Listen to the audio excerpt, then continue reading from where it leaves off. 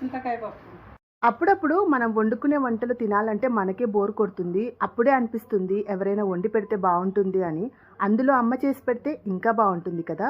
అమ్మ చేసే సింపుల్ వంట ఏదైనా సరే అది మనకు స్పెషలే. అందుకే ఈరోజు మా అమ్మతో నాకిష్టమైన చింతకాయ పప్పు చేయించుకుంటున్నాను. ఎప్పుడో పెళ్ళికి ముందు తిన్నదే. పెళ్ళైన తర్వాత ఇప్పటిదాకా ఒక్కసారి కూడా నేను చెయ్యలేదు. సరే ఇప్పుడు ప్రాసెస్ ఏంటో చూద్దాం. ఇప్పుడు కుక్కర్‌లో కావాల్సినంత కందిపప్పు, పచ్చిమిర్చి, కట్ చేసుకున్న ఆనియన్స్, పసుపు, వాటర్ వేసి 3-4 విజిల్స్ వచ్చేదాకా ఉడకబెట్టుకోవాలి.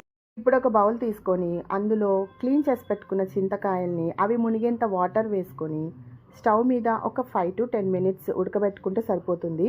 ఇలా ఉడికిన తర్వాత చింతకాయల్ని మ్యాష్ చేసుకొని అందులో ఉన్న పల్ప్ అంతా తీసి స్ట్రెయిన్ చేసి పక్కన పెట్టుకోవాలి. ఇప్పుడు పప్పు ఉడికిపోయింది కదా! ఇందులో సాల్ట్ వేసి పప్పుని ఇట్లా మెత్తగా చేసుకున్న తర్వాత అందులో మనం ఆల్రెడీ రెడీ చేసి పెట్టుకున్న చింతకాయ పల్పుని కూడా యాడ్ చేసుకొని దీనికి వెల్లుల్లితో పోపు పెట్టుకోవాలి. అంతే, చాలా సింపుల్‌గా. చింతకాయ పప్పు రెడీ. నచ్చితే please like and subscribe. By by.